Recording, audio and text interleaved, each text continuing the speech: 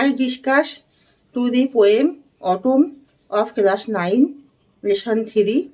You listen to it attentively, and to listen to this poem, I explain to it briefly. I starting to this poem.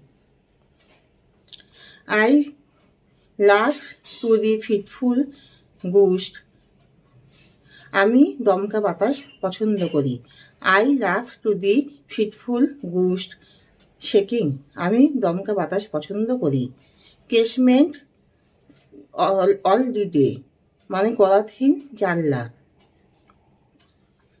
From the moji elam tirish. From the moji elam tirish. Faded leaves away মানে শ্যাওলা ধরা যেই এলেম গাছের পাতাগুলি সব বিবন্ন হয়ে আছে। ফেডেড